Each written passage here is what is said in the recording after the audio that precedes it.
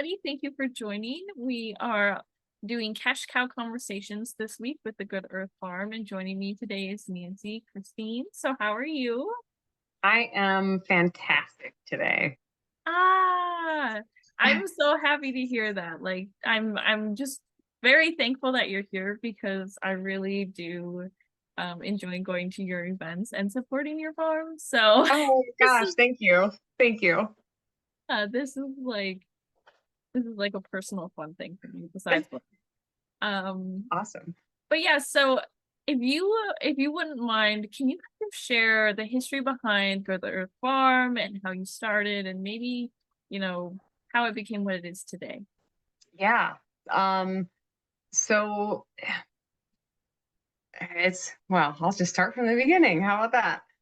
Um, we, Jeff, my husband and I moved out here in April 2011. And prior to that, we had been living on a sailboat in kind of floating around in the Baja, the Sea of Cortez area. And I guess prior to that, we lived in Sioux Falls and had like normal people jobs. I was an English teacher for a while. My husband owned a small manufacturing company. And just life things, we were at a point where we needed a change. So sailing was kind of an opportunity for us. So we took it and we sailed for about a year, sometimes with friends, sometimes with just the two of us, and it was great. We learned a lot about ourselves. We learned a lot about how we work as a couple, um, and we learned a lot about watching the weather, that sort of thing. But we also kind of realized that the one thing that we were missing in that lifestyle was just a sense of a community. Because you'd sail into a place, and they were all gorgeous, beautiful places. We've sailed into Cabo, we sailed into Puerto Vallarta, all up and down Mexico. And you would sometimes run into the same people, but you were never there long enough to actually become a part of a community. And at that point in time, that was something we realized that we were missing. The other part of it was that we were eating all of this like fresh, at that point in time we ate seafood. We were eating fresh seafood. We were eating fresh fruits and vegetables that were kind of in season, and you would go down to the market and you'd buy all your groceries, and it was amazing, and we felt amazing. Um, and so when it was time to come back kind of to reality in the Sioux Falls area, because that's where our aging parents were, we thought about what we were going to do. And because we didn't have jobs, it was shortly after the last recession, or one of the recessions that we've been through. And um, jobs weren't super available. So we thought, well, what's something that we can do where we can be outside, because that was the other thing about being on the sailboat, was you were outside all the time and you never felt cramped because you were in this big wide open ocean. So we kind of narrowed it down, and the fact that we felt better when we were eating better and all this stuff, we thought, well, let's try our hand at growing vegetables and doing this thing called a CSA, which we had just kind of learned about. um, and so that's what we did. We moved back to Sioux Falls. Um, and it took a while. It took a while to find the right property.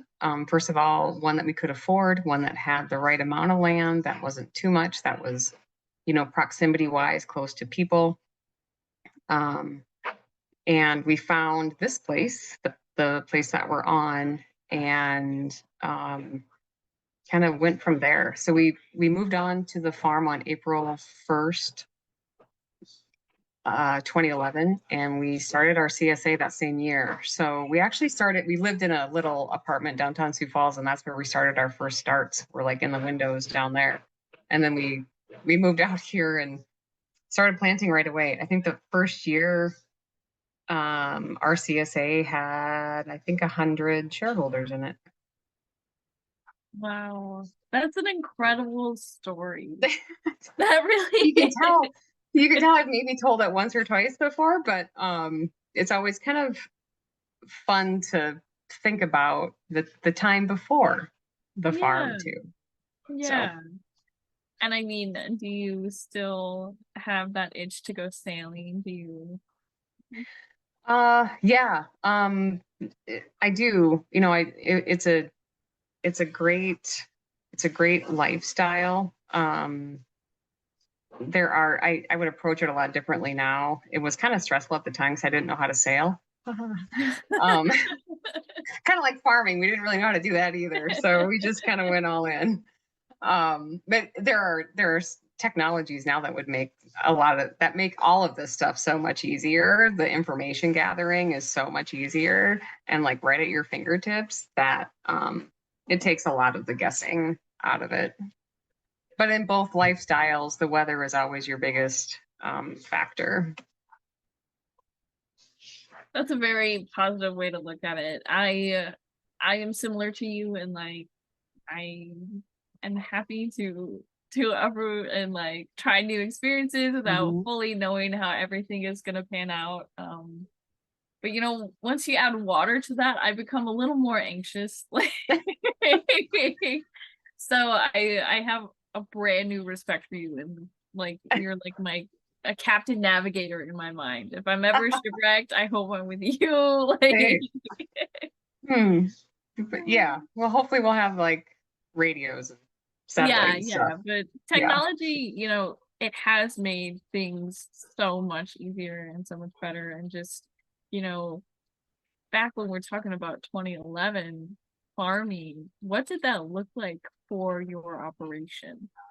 You know, it's hard to even like remember the before times of Facebook, right? And like doing all of those things. But our first um the first like marketing that we did were we mailed postcards to people. We got a mailing list and sent out postcards. We did a direct mail because the Facebook world, and it's funny, you know, you see your memories pop up, and like my memory yesterday from the farm was that we had just gotten indoor plumbing. Like the Wow. farmhouse that we moved into didn't. It was vacant for a year before we moved in here, Mhm. and all of the copper pipes had been stripped out of the basement. So we didn't have functioning plumbing when we moved in because our now that I think about it, our original intention was not to live here. We were going to live in our apartment in Sioux Falls and just kind of use, you know, come out here and do the work and then go back into town because the house wasn't. I mean, the house is 130 years old and it hadn't really been touched. So we were like, oh, okay. And I think that situation lasted about 2 weeks. And we were like, oh my gosh, this is because, you know, you're exhausted by the end of the day and you're like, I don't want to drive back into town. Um, so it was like, well, it's really not any worse than being on the boat. We'll make it work. So then, yeah, we got actually, it looks like 2 months later or a month after we moved in, we got indoor plumbing. And that maybe is when we moved in. I don't remember, but we had a porta pot out here before that.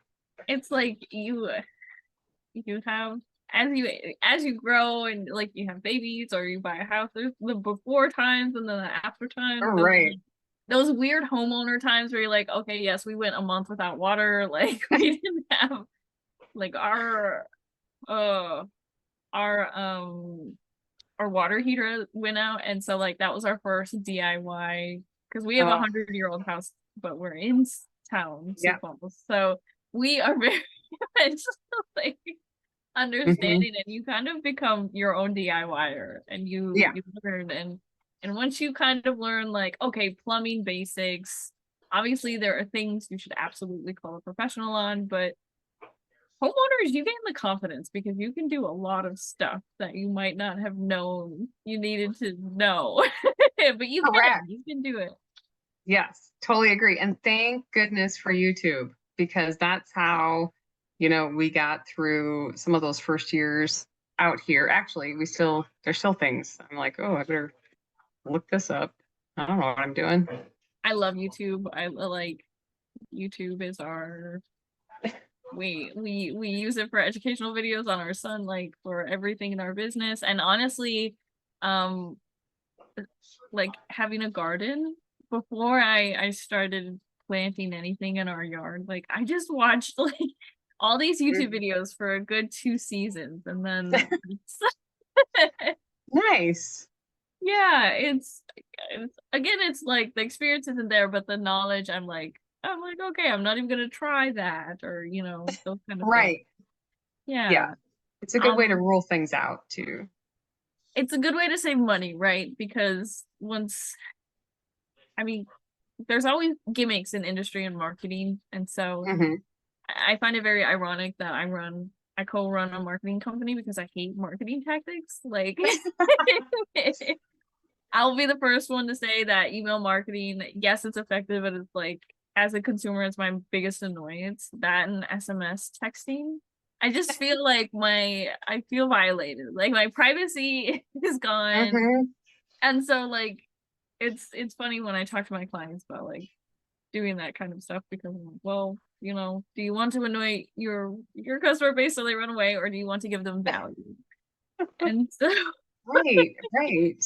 I yeah, know. I see that as marketing, marketing gardening or like DIY houses. There's so many companies that they just make crap.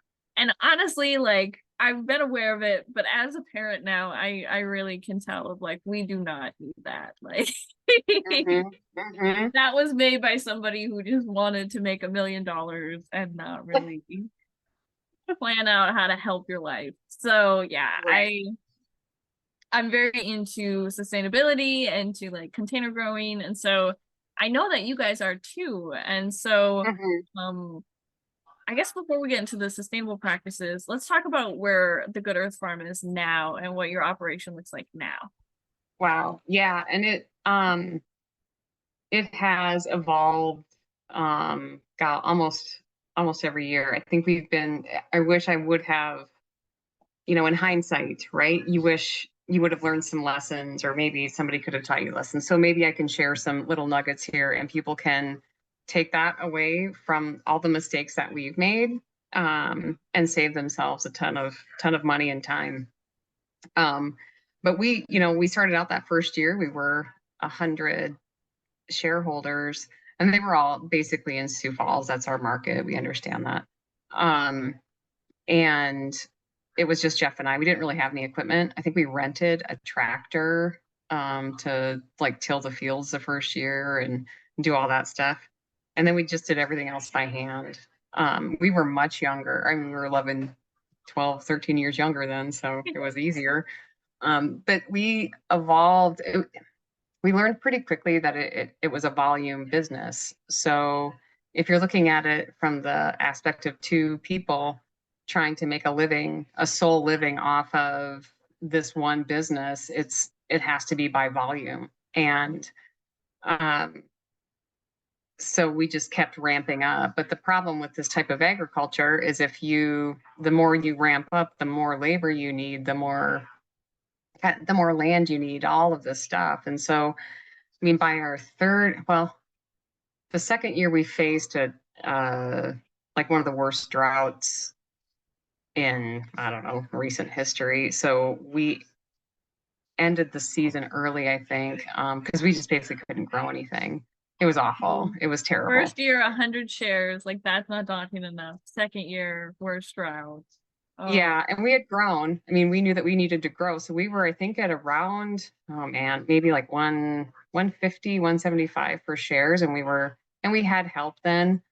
We had gotten some foreign exchange farmers. One girl came from Ecuador, one girl came from Ukraine.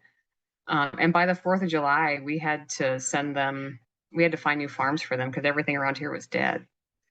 And we tried to navigate through that. And everybody, of course, all of our shareholders understood because hmm. everything there was dead too.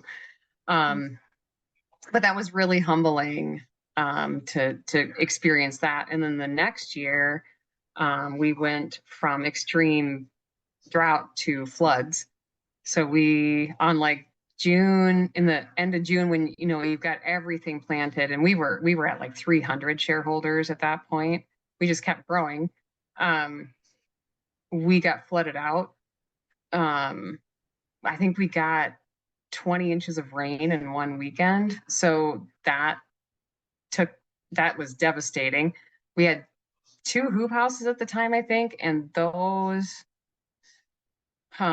we got all the rain, and then it saturated the ground so much, and then the wind picked up to, of course, the South Dakota 80-mile-an-hour wind. So we actually thought that our hoop houses we could see them lifting up out of the ground.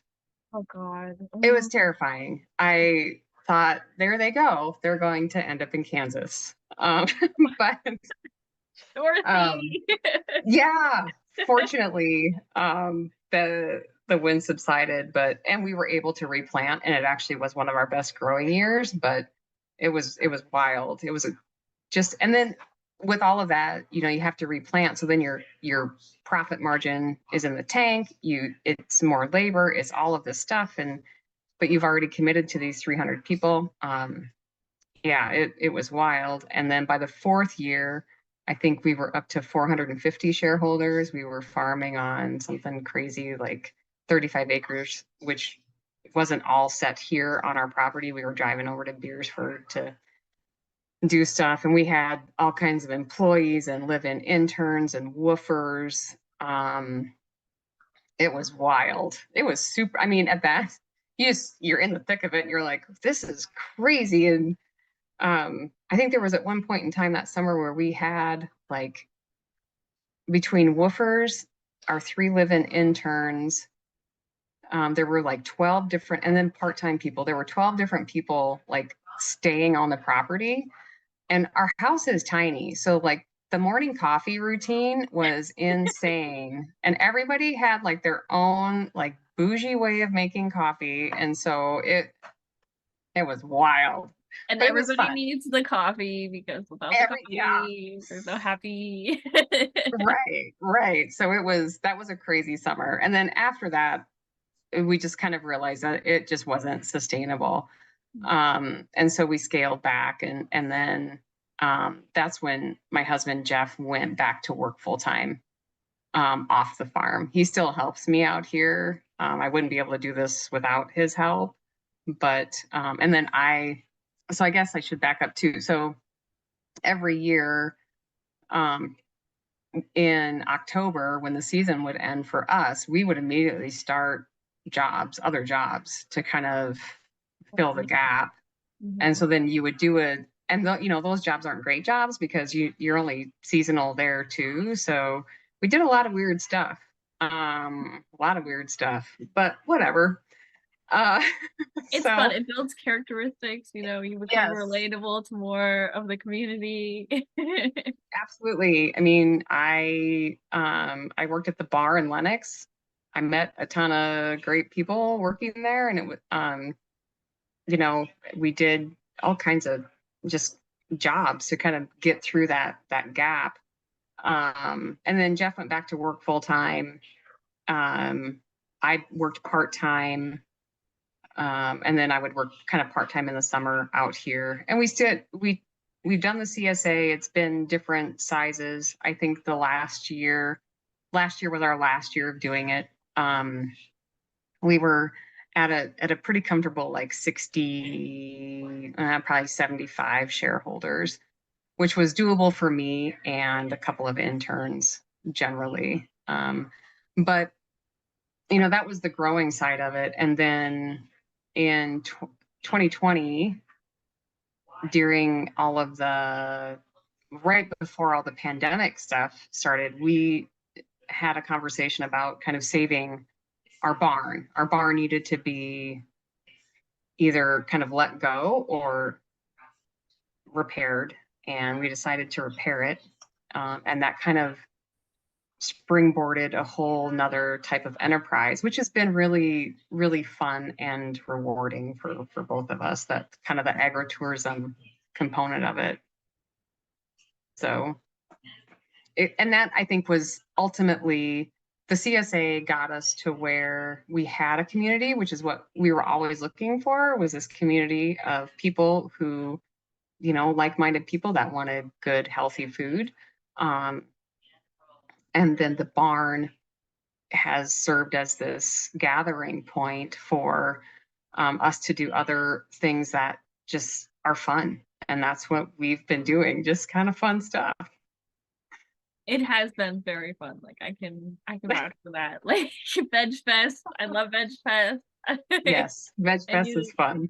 uh, and I love the entrepreneur spirit behind you because it Mm, does take a business mindset to constantly pivot and constantly be like, okay, this is, it's hard to have those conversations of being like, this is not sustainable.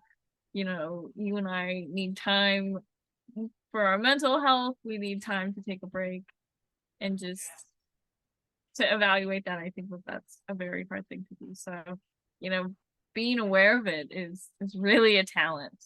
So I love that you formed, it into this event space that's also, a brick oven. And so yeah, yeah, can we talk about the pizza oven? Because yeah, I'm just curious from all of the social media posting and like that excitement. When yeah.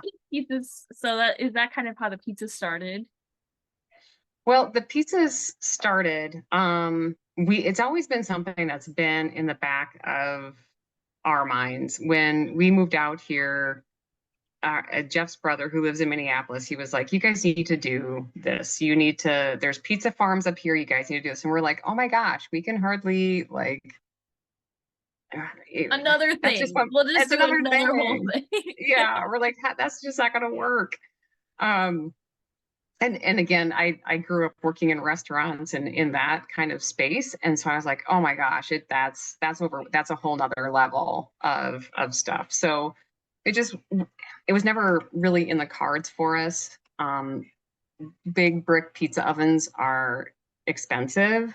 um we had a heck of a time getting all of our zoning figured out here anyway, and I thought adding another level with like health code stuff would, it's like, okay, that's just one more regulatory thing that I have to figure out and navigate. Um, that actually ended up being the easiest one to navigate. Those are like fast and hard rules, so they're easy to follow, which I love. Um, but again, it happened around that, I think 2021. Friends of ours who we had out here for events were selling their small pizza ovens, or they were retiring. And I just messaged them and said, "What are you going to do with your pizza ovens? Because we would be interested in them." We thought, well, maybe we could try it out, that sort of thing. And so in um, 2022, they messaged and they're like, "Yeah, we're ready to sell them if you want them." And so we're like, "Okay, let's do it." And Jeff's family has a long history of making pizzas. His dad actually had one of the very first pizza ovens, like commercial pizza ovens in South Dakota, in Madison, South Wow. Dakota.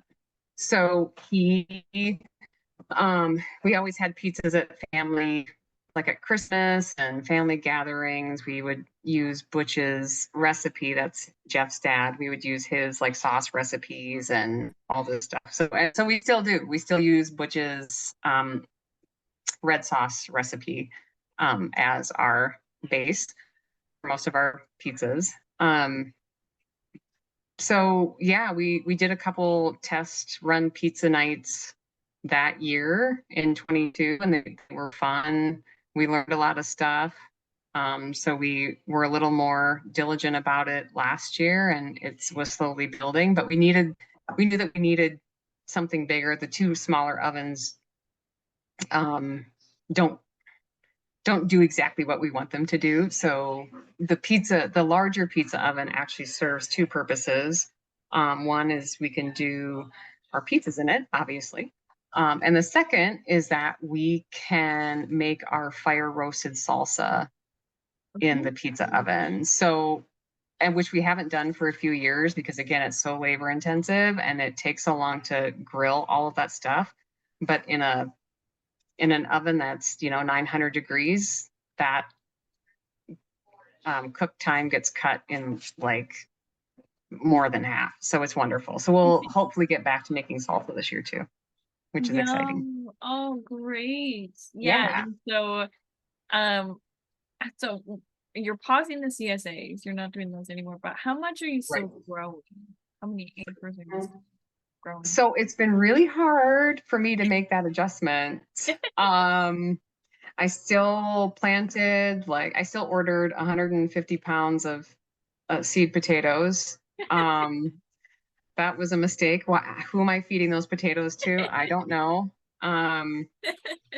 In the fall, I planted like 50 pounds of garlic, knowing that I wasn't going to do the CSA. So I have a whole bunch of garlic coming up right now.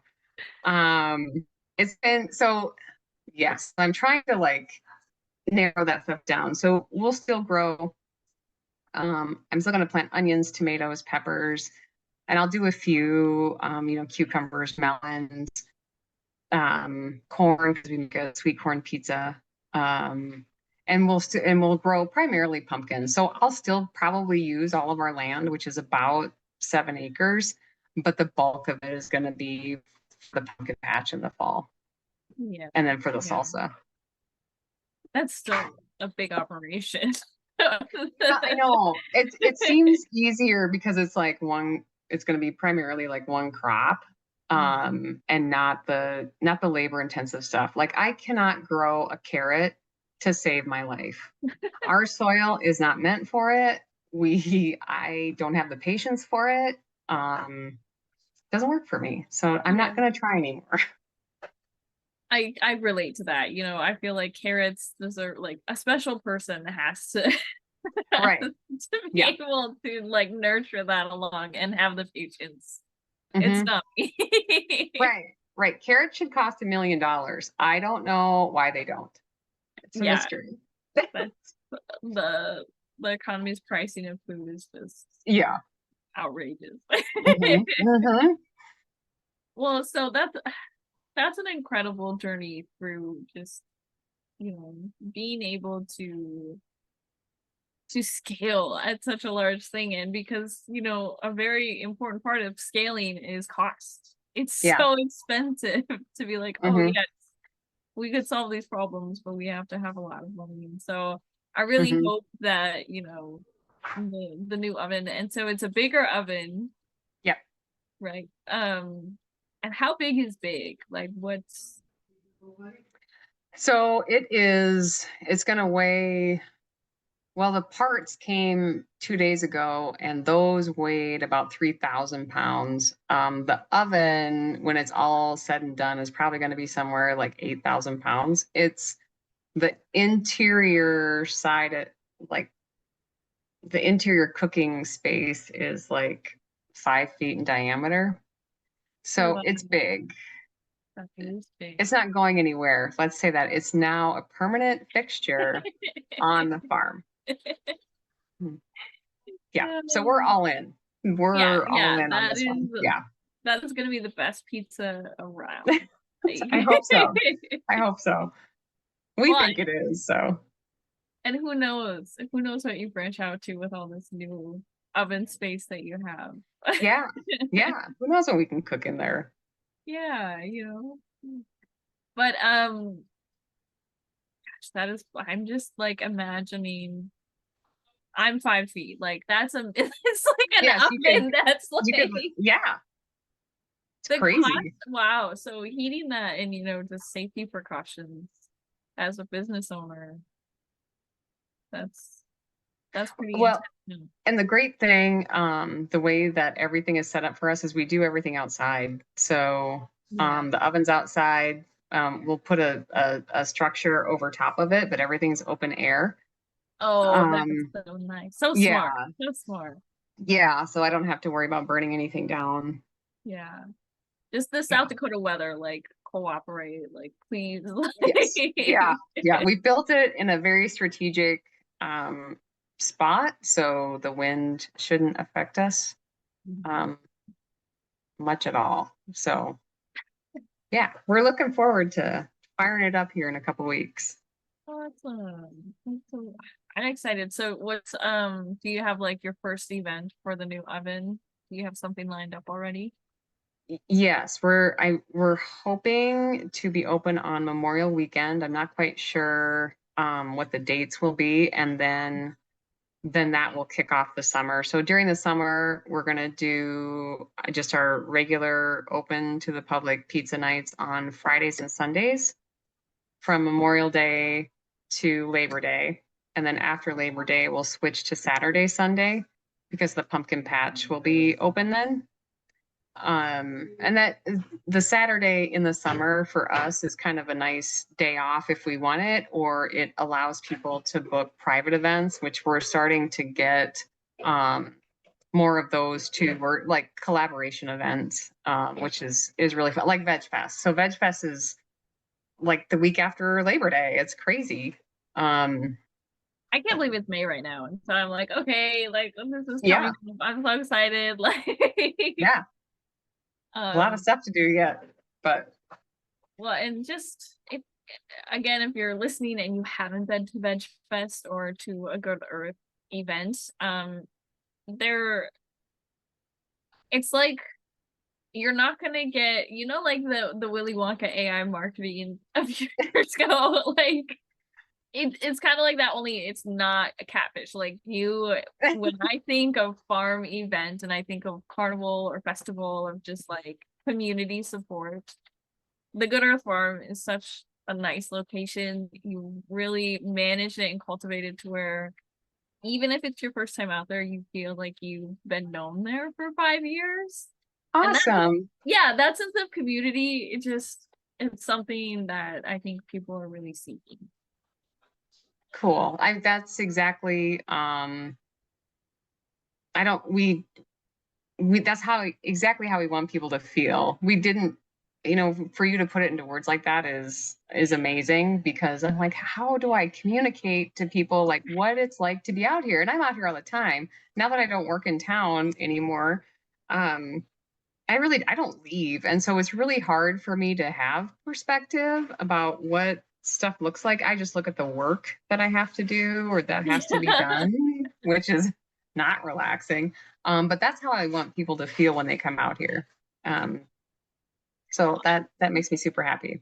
Yeah, I can only speak for myself and Damon, but like we get very excited when we see Veg Fest releasing, or other events that we can support when you release them. So Mm-hmm. um and it's nice to just kind of get away from the city for a bit. Like we are Mm-hmm. close to downtown Sioux Falls, and so there's a lot of people for us. Yeah. Yep. Yep. But yeah, oh, I'm very excited for Veg Fest. What are the dates for that this year? June 7th? So Veg Fest is June 1st, so a month. June 1st. June 1st, a month from today. Yeah. And then we kind of, roll right into it's like summer. It's crazy. We just got oh my gosh, I don't even know what it's called. The Sioux Empire Yoga Oh, yeah. Festival is going to be out here. So I'm super excited for that.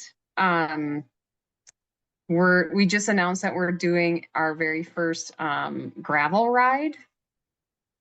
So there's going to be 100K and a 50K gravel bike ride that's also a poker run, which should be super fun. So we've partnered with some of the local bars in the surrounding towns.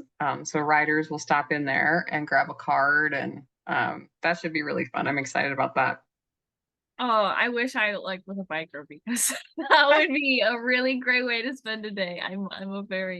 I'll get there. I'll get this mom body under control soon. But oh, that's just such a smart business tactic, but it seems like you are more doing it for the intent of community and Yeah. having a nice space for these people to stop by. Sorry, my dogs. No, that's all right. I'm She's surprised here mine with aren't up here. us. Okay. Oh, cutie. Uh, Okay. She is. She's yeah, I kind of figured that since I don't leave here very much, I want to have events out here that I want to also participate in or yeah. that are like fun. And I think I don't ride bike either, but I think it's just going to be a fun event. And just like the blood run that we do out here too. I'm not really a trail runner anymore, but that is such a fun event that, and this is our 10th year of doing the endurance run. So yeah, super fun stuff. It does make the summer go by really, really fast, but it's also just every event brings a different like group of people.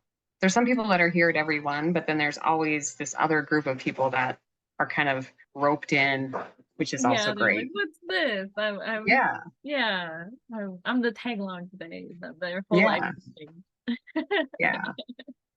Wow, so just 10 years of really community building and community connections and Hmm. friendships. That's what makes the work so much fun, is just knowing that you're gonna enjoy it. And so for Yeah. you, you are very successful in my eyes. Like, Oh, thank you. Thank so you. what is like a form of success for you in your journey with the farm? Like, what is your maybe your biggest pride in starting this? Wow. Um, I think it's the fact that I guess I that I still enjoy it. I don't know. That's a That huge thing. Yeah. yeah, and there's times when it's super hard and it's super frustrating. There's things that you need to, like you said, you have to have those difficult conversations with yourself and say, why are we doing this? What is you don't want to boil everything down to what is profitable and what isn't, but at the end of the day, I mean, that's kind of what has to happen too. You need to be, I mean, you're a business at the end of the day, and you need to be able to sustain yourself. So when we talk about sustainability, we always talk about sustainability for our land and the fact that it's something that's going to be here long after we are, that we take care of it in a way that that doesn't deplete it of everything that has gone into it. Um, and then the other part of that sustainability is just our like physical energy in doing that, our financial sustainability, how all of those things work together. I'm going to be 50 this year, and so my energy level isn't what it was when we first moved out here. So what can I do physically, and then financially, how does all that tie together? So that sustainability is kind of a three-pronged thing for us, for me. Mhm. And it kind of has to be. That's what makes you whole. That's such a good answer. It's Hmm. I feel like life is just a constant lesson of like, okay, this may not be a fun topic. It may not be something you necessarily want to tackle right now, but like life will eventually remind you of why you need to deal with your things when you need to Right, deal with. exactly. Yeah, and I Yeah. feel like as business owners, we get humbled a lot because we have such great ideas and we have to literally fund every penny ourselves. So Yes. making those choices are so important. Hmm. For Sorry. sure. Sorry. He likes to work with mom and he's sad he can't come up here right now. Oh. But yeah, and just having family and knowing like, okay, I still love what I do. I still am so excited about this mission. Yes, we have formulated and changed and grown, but it's still Hmm. something I'm proud of. And I think that's so hard to do with a farming business. Yeah. It's got so many challenges and so many just uncontrollable variables that it can really wear down on your spirit. But again, that community support is what helps keep people going, I think. Absolutely. Yeah. Absolutely. And I will also put a plug in because I wouldn't have been able to be at this point in like our business or um where we're at now with the agritourism aspect of it without the help of the SCSU extension Travel South Dakota class on agritourism. And if that's something that people are interested in, they should absolutely reach out. I think they're in their second cohort. It was a 2-year program, and then they extended it for a select few of us for a third year, and we're just ending that. I think we'll end next month. But and then they started a second cohort last year, I believe. But that was so beneficial. The team that runs that program is incredible. They're incredibly knowledgeable. They will tell you the hard truths, or at least help get you to understanding them, or maybe being able to understand them. They help me with making connections with different organizations, all kinds of stuff. And a lot of it was just the confidence in knowing that what you're doing is probably going to work. And that support that you need. Because again, it's farming. You don't have a lot of support out there the way that other maybe businesses do. It's just a unique set of circumstances, and there's a lot of things that can go wrong that you don't have any control over. Yeah, that you literally cannot Yeah. foresee. Yeah, Yeah. it could be a great season and then boom, flood. Right. And okay, so what is that cohort called again? I wish Or who organizes it? Yeah, it's through SCSU extension. SDSU extension. It was agritourism class that they offered, and it was a 2-year program. And they worked on. I mean, we went on tours of other agritourism enterprises in North Dakota and Nebraska, all over South Dakota. I think this year's cohort is maybe going to Tennessee to see some other types of Wow. and they help you with working on a business plan, and they help you with marketing, and there's people that are all over the spectrum with where they're at, and exactly what their agritourism business looks like. There was such a huge variety in our class. It was really interesting to see what people were thinking about. And people out West River have a totally different set of circumstances than we do here East River. So their opportunities are so much greater in that tourism realm. But their market's also super saturated with some things too, and we don't have that here.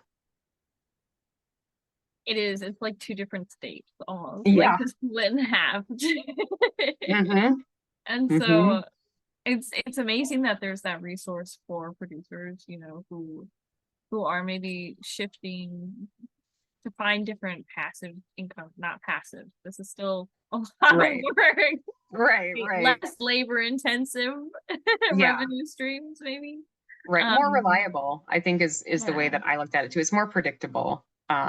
And that, again, as I get older, I enjoy that part of it. The predictability, to, knowing that if it rains this weekend, that's not going to be devastating. Or if we get a tornado next weekend, I'm still going to be able to have a business the weekend after.